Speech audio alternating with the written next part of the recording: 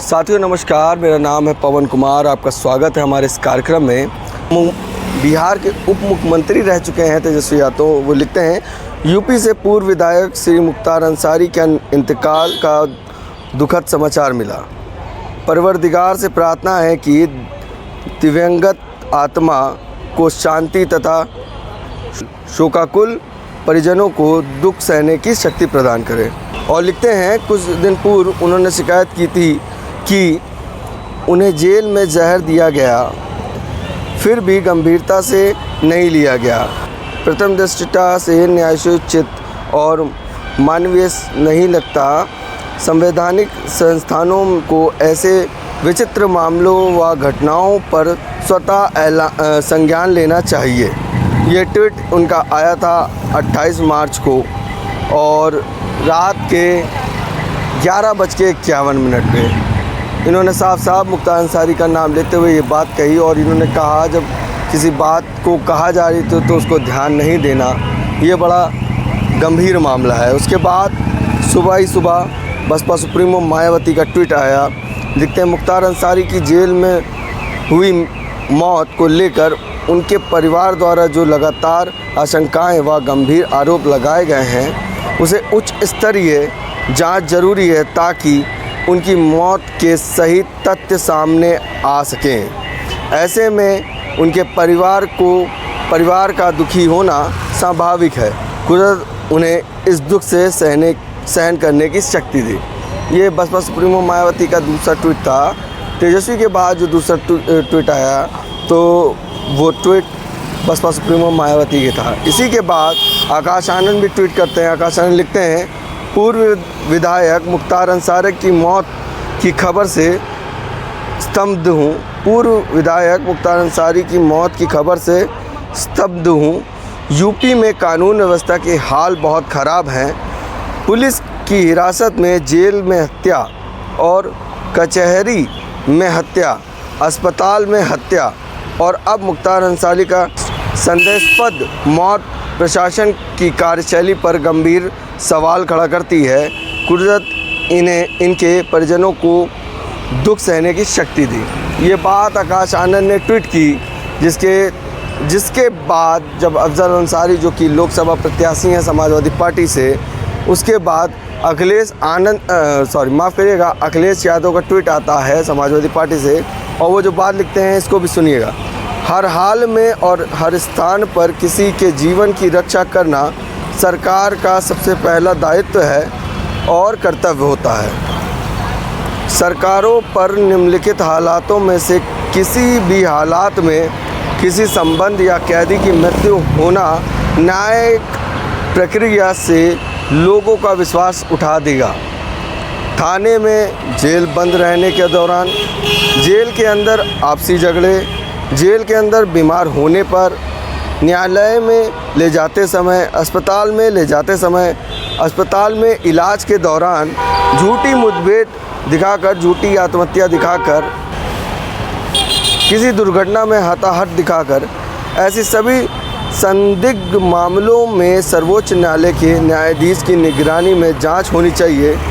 सरकार न्यायिक प्रक्रिया को दरकिनार कर जिस तरह पूरे रास्ते अपनाती है वो पूरी तरह गैर कानूनी है। जो हुकूमत ज़िंदगी की हिफाजत ना कर पाए उसे सत्ता में बने रहने की कोई हक नहीं है। उत्तर प्रदेश सरकारी अराजकता के सबसे बुरे दौर से गुजर रहा है। ये यूपी में कानून व्यवस्था का शून्यकाल है।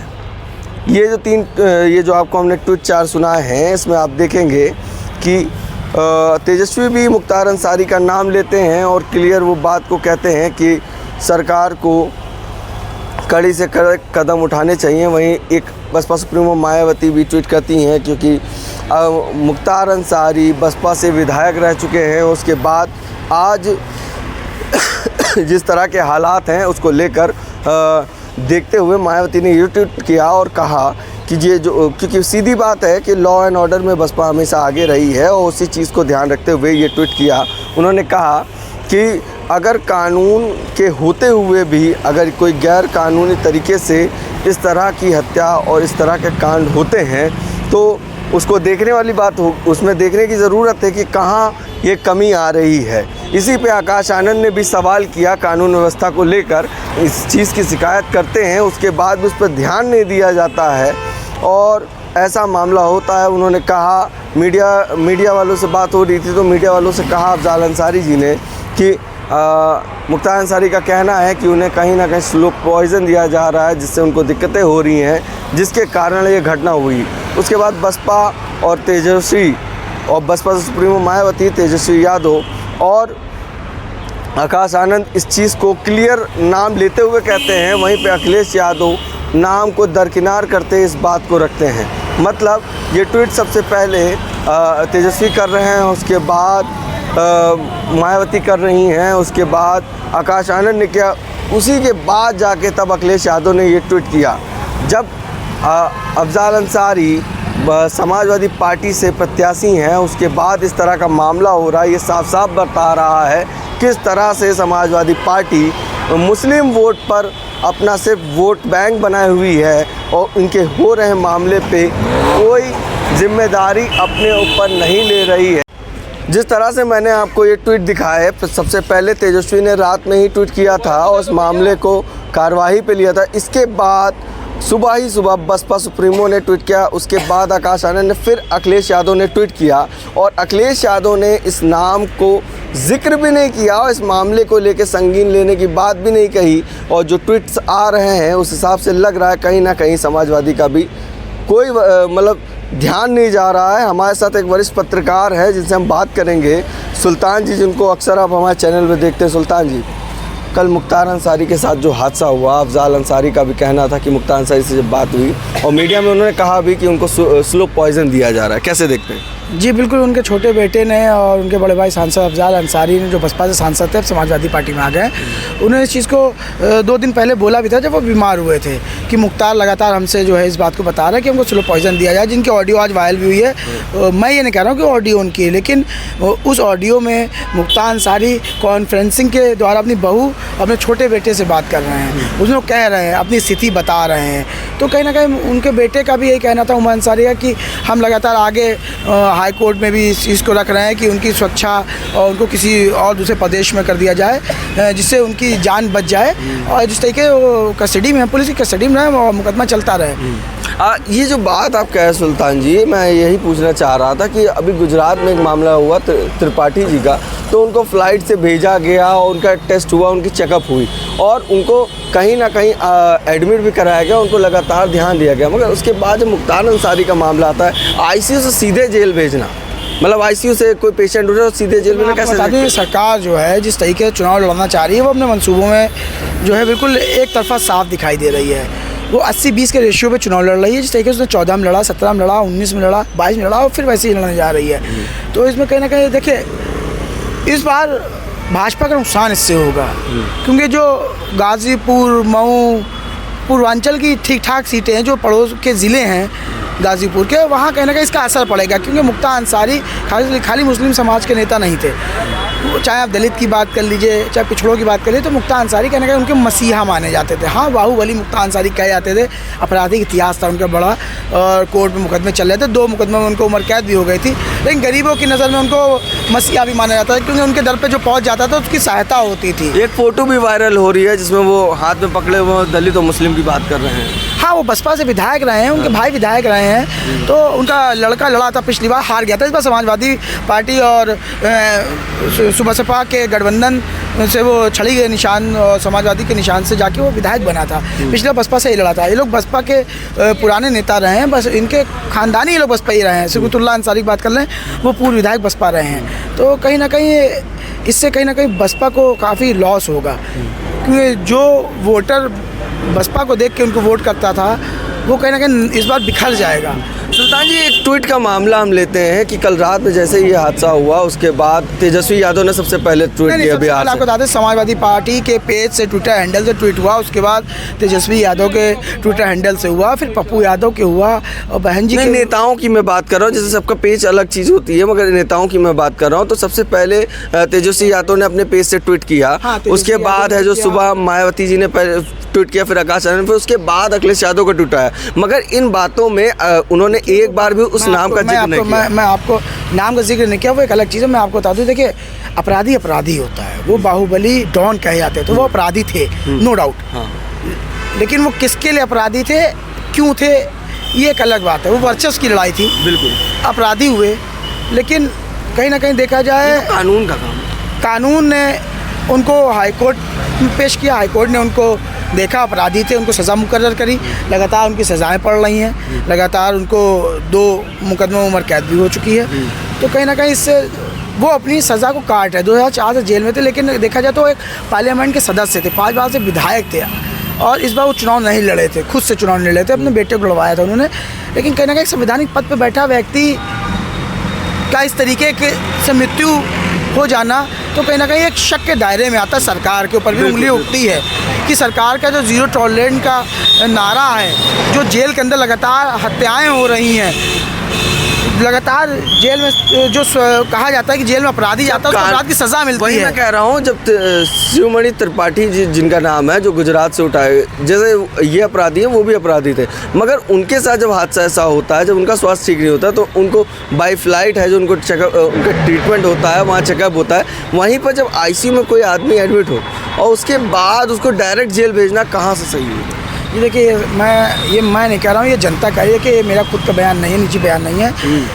ये उत्तर प्रदेश की सरकार जिस तरीके से सरकार चला रही है, वो साफ दिखाई दे रहा है। ये भेदभाव की, जातिवाद की सरकार चला रहे हैं। इस तरीके से सरकार नहीं चाहिए। देखिए, आप उत्तर प्रदेश के मुख्यमंत्री हैं, आप भारतीय जनता पार्टी के नेता हैं, और उत्तर प्रदेश के मुख्यमंत्री, आपके लिए उत्तर प्रदेश सारी जनता एक बराबर है, कोई समाज हो। लेकिन इस जिस तरीके से मौतें हो रही हैं, इससे कहीं ना कहीं भाजपा सरकार डरी हुई है कि इनका चुनाव होने जा रहा है। इनको डर है कि ये जो बाहुबली लोग हैं, माफिया लोग हैं, ये कहीं ना कहीं इनका नुकसान ना करे। क्योंकि पूर्वांचल में अभी चुनाव हुआ, ज़्यादा से ज़्यादा समाजवादी पार्टी सीटें जीत के ले गया, तो बसपा जो है 10 सीटें पिछली बार लोकसभा में जीती, तो क्या ऐसा ना इनका नुकसान हो। तो इसलिए कहीं ना कहीं देखा जाए तो डर से इस तरीके के कारनामे करा रहे हैं। अब आगे वही मैं कहना चाहता हूँ सुल्तान जी, मैं आपसे एक राय लेना चाहता हूँ। बसपा सुप्रीमो मायावती ने भी ट्वीट किया, अफजाल अंसारी जो कि सपा में चले गए हैं, मगर उसके बाद इस मामले को लेकर मुख्तार अंसारी कभी विधायक रहे हैं बसपा के, और उसके बाद इस तरह का ट्वीट करना और एक्शन के लिए भी कहते हैं कि वो एक टीम बनाई जाए और कड़े से कड़े कदम उठाकर एक चेकिंग होनी चाहिए कि क्या मामला था, क्या कार्रवाई है। तो इसको कैसे देखते हैं? नहीं, ये सही है, लेकिन सरकार को कराना चाहिए, चुनाव से पहले कराना चाहिए, लेकिन अब समय नहीं बचा है, इसलिए नहीं हो पाएगा। इसमें शायद एक आर्डर भी हुआ हाई कोर्ट से इसमें जांच होने के लिए, लेकिन मुख्तार अंसारी आखिरी बार विधायक बसपा से थे और बसपा के नेता ही माने जाते हैं जी। तो कहीं ना कहीं इससे नुकसान बसपा का ही हुआ है। बसपा को इस पर खुल के बोलना चाहिए, क्योंकि जो पसमानदा समाज है और जो बैकवर्ड है, दलित पिछड़ा है, वो जो है बसपा के साथ किस तरीके से आया। जब बसपा इसको मोर्चा संभालेगी नहीं, तो बसपा कहीं ना कहीं लॉस नहीं। तो मायावती ने सुबह ट्वीट किया और उन्होंने कहा कि इस पे जो देखिए, जनार्दन उस मामले में उन्होंने ये कहा कि आपने ट्वीट देखा कि नहीं देखा, उस ट्वीट में ये था कि जो मामला हुआ है उसको संज्ञान में नहीं लिया गया। अफजाल अंसारी ने, उनके घर वालों ने ये बात कही, मायावती ने ये ट्वीट पे कहा और नाम लेके कहा, और उसके बाद अगर इस तरह की गैर जिम्मेदारी दिखाई जाए, आकाश आनंद ने भी कहा ये साफ साफ सरकार की नाकामयाबी है और ये लगातार गैर कानूनी सरकार बनाई जा रही है और इन लोग गलत तरीके से काम कर रहे हैं। इस तरह से बयान दिए आकाश आनंद ने भी दिए और मायावती ने भी अपने ट्वीट आईडी ये बयान दिए हैं, सब ठीक है, मैं आपकी बात मान रहा हूँ। ट्विटर हैंडल सबने ट्वीट किया, वो भी ठीक है, लेकिन उसके लिए धरातल पे आना पड़ेगा। पूर्वांचल में इस संदेश को जन जन तक पहुँचाना पड़ेगा। बसपा की टीम को लगना पड़ेगा बताने के लिए कि हमारे नेता उनके साथ थी, हमारे नेता उनकी आवाज़ को उठा रहे थे, उनके दुख में हमारे साथ, उनके साथ खड़ी हुई थी। तो इसके लिए बसपा के जो धरातल पे नेता कार्य कर रहे हैं, उनको इस मैसेज को लेकर जाना पड़ेगा। जो टीम है उनको गठित हुई है, उसको वो कोऑर्डिनेट कर रहा है, जो इस टीम को इसको धरातल पे ले जाना पड़ेगा, वहाँ के वोटरों को बताना पड़ेगा, वरना कहीं ना कहीं से वोट कई भागों में बढ़ जाएगा और भारतीय जनता पार्टी फिर से सरकार बना लेगी। अच्छा, मैं एक बात और पूछूंगा इस मामले को लेकर। ये मुख्तार अंसारी की बात थी, उस पर इन्होंने बताया अभी हाल ही में 2-3 दिन पहले रितेश पांडे ने भाजपा कार्यालय में कमेटी बुलाई, अपनी टीम बुलाई और तमाम पार्टियों के नेताओं को, तमाम पार्टी के कई ऐसी कमेटी थी जिन लोगों को बुलाया और आप भी वहाँ पे मौजूद थे। वहाँ पर जो कमेटी आई, समाजवादी पार्टी की ज़्यादातर संख्या थी, जिन लोगों के नाम है ये, आप पहले ये लिस्ट देख लीजिए, फिर हम बताते हैं। लिस्ट देख लीजिए। ये जो लिस्ट है ये साफ साफ दिखा रही है कि समाजवादी की सारी टीम है, वहीं पे एक बसपा का है जो कि वर्मा जी हैं, जिनको ABP वालों ने मारा था, और वो भी भाजपा में जा रहे हैं। तो क्या देखते हैं आप? देखिए, भाजपा अम्बेडकर नगर का जो दोहरा चरित्र है उसको जनता समझ ही नहीं पा रही है। उसको जनता को समझना पड़ेगा। ये मुद्दों से भटकाते हैं, रोजी रोजगार से भटकाते हैं, ये आपको सुरक्षा की बातों से भटकाते हैं, ये आपको शिक्षा की और आपके चिकित्सा की बातों से भटकाते हैं। इसको धरातल पर जनता तक ले जाना पड़ेगा। चुनाव बहुत करीब है, कुछ ही दिन बचे हैं चुनाव में, तो ये धरातल पर लाना पड़ेगा, क्योंकि जनता अभी इन मुद्दों से भटकी हुई है। ये राम मंदिर की बात करते हैं, ये भेदभाव की बात करते हैं, ये जातिवाद की बात करते हैं, ये अति हत्याकांड की बात करते हैं। तो जिस तरीके से बात कर रहे हैं इस तरीके से नहीं होगी। जनता को अपने हक, मतलब सुल्तान जी ये कहना चाह रहे हैं जब देश में कानून है, लॉ एंड ऑर्डर है, तो उसके मुताबिक सारे एक्शन होने चाहिए। जब जेल में कोई व्यक्ति बंद है, वो अपनी सज़ा काटा तो अपनी तरफ से एक्शन नहीं, उस पर ध्यान दें। पहले कानून के अंडर में है और कानून की निगाहों में वो कैद है, अपनी सज़ा काटे। 2004 से एक आदमी आपकी कैद में है, अपनी सज़ा काट रहा लगातार। कई बार ऐसा हुआ, मैंने देखा सुल्तान भाई कि जेल से उनको हॉस्पिटल ले गए, ICU में एडमिट कराया, फिर अगले दिन जिस दिन ICU से निकले सीधे उनको वापस जेल भेज दिया गया, ना कि बेड दिया गया, ना कहीं आराम दिया गया। उसके बाद फिर अचानक से उनकी तबीयत फिर खराब होती है, अचानक से फिर हॉस्पिटल लाते हैं ICU से, फिर ICU से जेल ले जाते हैं। तो ये किस तरह से आप देखते हैं? देखिए, एक आम इंसान भी अगर कोई और होता, ये सिर्फ एक उनकी बात नहीं हो रही सर। मैं आपको बता दूं, देखिए ये मेरा व्यक्तिगत बयान नहीं है, मैं आपको जो मैं सुना हूँ लोगों, वरिष्ठ लोगों से। हाँ, आप पत्रकार हैं, अक्सर सुनते हैं। जो मैंने और ज्ञानी लोगों से सुना, मैं आपको बता दूं, देखिए समाजवादी पार्टी सिर्फ मुस्लिम समाज के साथ छल की राजनीति कर रही है। समाजवादी पार्टी मुस्लिमों के साथ दोहरा चरित्र कर रही है। मुसलमान का वोट तो चाहती है, लेकिन मुसलमानों के साथ खड़ी नहीं होना चाहती है। आप चाहे कानपुर के विधायक को देख लीजिए, चाहे आजम खान को देख लीजिए, चाहे बरेली वाले विधायक जिसकी टंकी तोड़ी गई, चाहे नाहिद हसन को देख लीजिए, तो सब ये क्या हैं? जब मुस्लिम नेता हैं और ठीक ठाक नेताओं में माने जाते हैं, इनके समाजवादी पार्टी देखिए कहीं साथ नहीं दिखाई दे रही, दोहरा चरित्र कर रही। समाजवादी पार्टी भारतीय जनता पार्टी की तरह जो है हिंदुत्व पे बात करना कोशिश कर रही है, लेकिन नहीं कर पा रही है। और बसपा के साथ मुसलमान जुड़ना चाह रहा है, लेकिन बसपा उनको अपने साथ सजो नहीं पा रही है। अगर बसपा मुस्लिम समाज को याद दिलाए, उनको बताए कि हम आपके साथ किस तरीके से स्टैंड थे, हम आपके साथ किस तरीके से दुख में खड़े थे, तो हो सकता है मुस्लिम उनके साथ आए। लेकिन बसपा को इसके लिए अभी और मेहनत करने की ज़रूरत है, वरना कहीं ना कहीं बसपा नुकसान उठा ले जाएगी। बस मुस्लिम के पास कोई छत नहीं बची। मुस्लिम एक किराएदार सा हो गया, समाजवादी पार्टी का मजबूरी में है वो। 2022 में खुल के वोट दिया समाजवादी पार्टी को, समाजवादी पार्टी ने उसके बाद उसके साथ क्या किया, वो हमारे साथ नहीं, वो सबके साथ है। आप 2022 की कर लीजिए, एक महागठबंधन बना था, तब अखिलेश यादव जीत पाए थे क्योंकि इन्होंने उन वोटों को दिखाया था। मगर ये जो रितेश पांडे समाज ने खुल के वोट भर के वोट दिया था, लेकिन समाजवादी पार्टी मुस्लिम समाज को मुस्लिम कह के नहीं बात करती है। बिल्कुल, आप अखिलेश यादव का बयान सुन लीजिए, कहीं भी वो बयान जो देते हैं, वो आपको मैं बता दूं, वो सिर्फ अल्पसंख्यक बोलते हैं। अल्पसंख्यक मतलब क्या? अल्पसंख्यक में तो कई साथ जाति आती है, ईसाई भी आते हैं, सिख भी आते हैं। अल्पसंख्यक मतलब क्या? बहन जी मुसलमान शब्द का यूज़ करती है, वो खुल के मुसलमान बोलती है।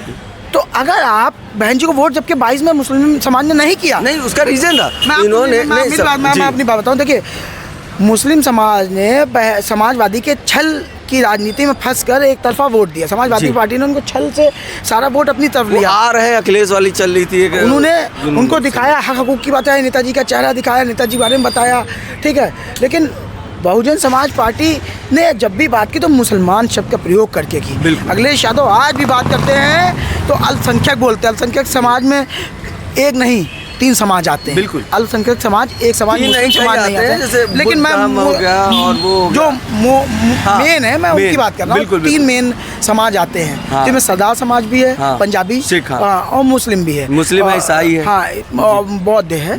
तो मैं मतलब सबकी बात नहीं, मैंने मुख्य बता दिया आपको 3। तो देखिए, जब तक ये दोहरी राजनीति करेंगे, इनके साथ वोटर कटता रहेगा। वोटर देखिए इस बार 19 के जो रेशो था, जो उसके बाद आप देखिएगा 24 में घट जाएगा। कांग्रेस के गठबंधन होने से ही समाजवादी पार्टी कहीं बढ़त हासिल कर लेगी, वरना बढ़त में कहीं नहीं आ रही है। क्योंकि जो आदमी उनसे नाराज था वो बसपा और कांग्रेस तरफ जा रहा था, लेकिन वो मजबूरी में गठबंधन को वोट देगा। इनका जो गठबंधन इंडिया गठबंधन बना है, जो टूट रहा लगातार, देखा होगा बिखर गया। मैं वही बात कह रहा था, रितेश पांडे जब उस दिन ज्वाइनिंग किए थे तो आप वहाँ मौजूद थे, आपने देखा होगा जितनी लिस्ट उन्होंने नाम लिए, वो लिस्ट के नाम मैंने दिखा दिया, उसमें समाजवादी पार्टी के लोग हमारे साथ हमारे लोग हैं, तो उनके साथ उनके लोग नहीं हैं। वो कहीं ना उसमें कहीं काफ़ी ओबीसी वर्ग मौजूद था वहाँ पे। वो कहीं ना कहीं अंदर से जो है भारतीय जनता पार्टी के साथ है, लेकिन बहुजन समाज पार्टी के जिस नेताओं को जाना था वो चले गए, लेकिन जो आज भी हैं बहुजन समाज पार्टी के साथ वो ईमानदारी से हैं, कंधे से कंधा मिला के खड़े हैं। वो लगातार बहुजन समाज की बात करते हैं, मुस्लिम समाज की बात करते हैं, स्वर्ण समाज की बात करते हैं, क्षत्रिय समाज की बात करते हैं, तो वो सबकी बात करते हैं। तो ये उनका नारा भी है सर्वजनिता से। ये बहुजन समाज की बात है। ये बहुजन समाज का एक मुद्दा है कि हम एक तरीके से उसको देखा, मैन्युफैक्चरिंग उनकी ऐसी है कि वो हर समाज को लेकर चल रहे हैं जी। तो उनकी बात अलग है, लेकिन समाजवादी पार्टी जो है वो दोहरी राजनीति करती है। अभी आपने देखा होगा अपना दल कमेरावादी की विधायक ने प्रेस कॉन्फ्रेंस करके जहाँ तीखे बोल बोले। क्यों बोले? क्योंकि अखिलेश यादव ने उन पर टिप्पणी कर दी एक दिन पहले ही प्रेस कॉन्फ्रेंस के माध्यम से कि जो 22 में हमारे साथ थे वो 24 में नहीं है। तो कहीं ना कहीं अखिलेश यादव उत्तर प्रदेश में अपने आपको बड़ा चेहरा समझ रहे हैं, लेकिन वो कहीं ना कहीं डंप होते हुए नेता। आप उठा के देख लें उनके चेहरे पे जो भी चुनाव हुए हैं सब वो हार गए हैं। 24 में गठबंधन ना होता तो शायद हो सकता है अखिलेश यादव की समाजवादी पार्टी का इसमें खाता भी ना खुलता, लेकिन अब 24 तो बहुत दूर है, अब देखा जाएगा। सुल्तान भाई जो बात बोल रहे थे, हम ज़्यादा इनसे बुलवाना नहीं चाहिए क्योंकि ये रोज़े का समय है और रमज़ान का महीना चल रहा है तो रोज़ा भी चल रहा है। मगर ये बात सिर्फ सुल्तान की नहीं है, तमाम अल्पसंख्यक में जो जातियां आती हैं, जो धर्म आते हैं, माफ़ करिएगा, जो धर्म के लोग आते हैं, ये उनके सवाल हैं जिसको ये अक्सर सुनते आ रहे हैं। और पश्चिमी में एक अच्छी पकड़ है क्योंकि सुल्तान जी ने कई बार विजिट किया है और वहाँ पर भी ये सवाल है कि साफ साफ अगर अखिलेश चुनाव लड़ते हैं तो अखिलेश के साथ पश्चिमी में वोट बैंक में है कौन? नहीं, मैं आपको ये भी बता दूँ, देखिए अखिलेश यादव चले गए हैं, अनुप्रिया भाजपा में है, पल्लवी पटेल। हाँ माफ़ करिएगा, पल्लवी पटेल जी। आपको मैं बता दूं अखिलेश यादव सीट ही नहीं चुन पा रहे हैं कि हम किस सीट से चुनाव लड़ें। वो इतना डरे सहमे हुए हैं कि वो लोकसभा नहीं डिसाइड कर पा रहे कौन सी लोकसभा से मैं नामांकन करूंगा। रामपुर की जनता ने उनसे बोला था कि आइए यहाँ से नामांकन करिए वरना हम चुनाव बहिष्कार कर देंगे। बुलाया था, अखिलेश यादव की हिम्मत नहीं पड़ी जाके वहाँ से नामांकन करते हैं कि उपचुनाव हुआ।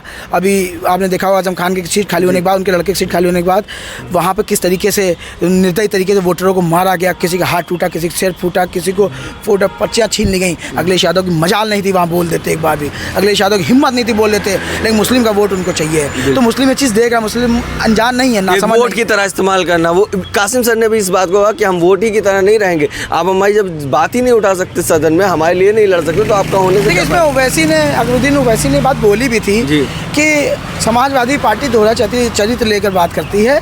ये मुस्लिम के साथ तो रहती है लेकिन मुस्लिम के साथ नहीं दिखाई देती है। तो पहले डिसाइड करेंगे किसके साथ है। ये जो भारतीय जनता पार्टी की तरह हिंदुत्व की राजनीति करना चाह रहे हैं, तो हिंदुत्व की राजनीति देखिए इस तरीके से नहीं होती है। हिंदुत्व की राजनीति भारतीय जनता पार्टी जब सत्ता में रही है उसने की है, और जब वो सत्ता से गई है तो कई सालों नहीं आई है। आप इतिहास उठा के देख लीजिएगा, ये इतिहास है भारतीय जनता पार्टी का। तो सामने है, देखिए बसपा की राजनीति क्या है, स्लो राजनीति है, बहुत आराम से राजनीति चल रही है। उनके नेता धरातल पर काम कर रहे हैं, दम बढ़ रहे हैं। अब इसका नतीजा तो 24 में पता चलेगा कि प्लस में जाते कि माइनस जाते, वो मैं नहीं बता सकता। मगर लोगों का मानना हो रहा है, लोगों से बात हुई, सुल्तान भाई थे, रमज़ान का मौका है, रमज़ान का महीना चल रहा है और रोज़े का वक्त भी हो रहा है, रोज़ा खोलने का वक्त हो रहा है। मैं सुल्तान भाई से निवेदन करूँगा कि कोई दिन एक दिन बैठा जाएगा, तमाम सीटों पर चर्चा करेंगे। और इस तरह का मामला अक्सर यूपी में हो रहा है जिस पर अखिलेश यादव ध्यान नहीं दे रहे, जैसे सुल्तान भाई ने कहा।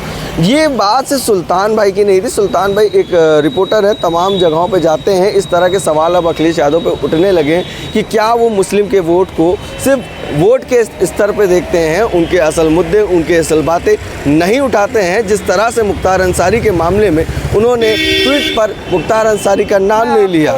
जी, मैं यहाँ पे रोकूंगा, आपको दिखाऊंगा, आप इसमें साफ देख सकते हैं कि ये मुख्तार अंसारी का लेटर है जी, जो उन्होंने दिया था। मैं आपको व्हाट्सअप कर दूंगा। जी जी। उसमें साफ उन्होंने लिखा है, ये षड्यंत्र उनकी मौत का उपराज्यपाल, भाजपा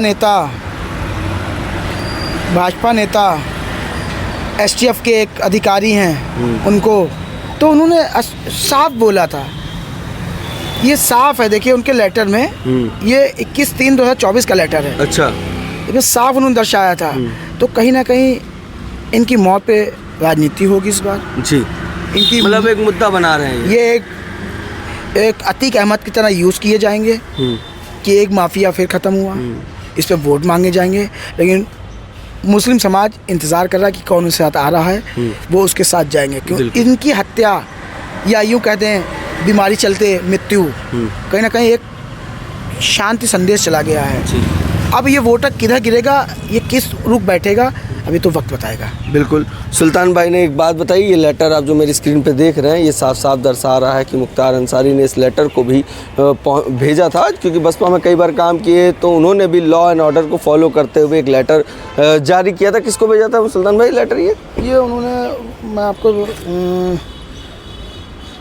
ये न्यायालय श्रीमान मुख्य न्यायिक मजिस्ट्रेट विशेष मजिस्ट्रेट MP को MLA कोर्ट को मऊ में उन्होंने भेजा था ये। हाँ, दाखिल किया था। हाँ, अपनी जान माल की रक्षा को लेकर भेजा था, मगर कोई सुनवाई नहीं हुई। वहीं अफजल अंसारी ने भी तमाम मीडिया के सामने ये बात कही और लगातार कुछ वीडियोस और ऑडियोज़ भी वायरल हो रहे हैं। अब देखने वाली बात हो कि 2024 के चुनाव में क्या होता है और मुख्तार अंसारी के इस मामले पर सरकार कितना संज्ञान लेती है। बाकी बने रहे हमारे चैनल के साथ। धन्यवाद।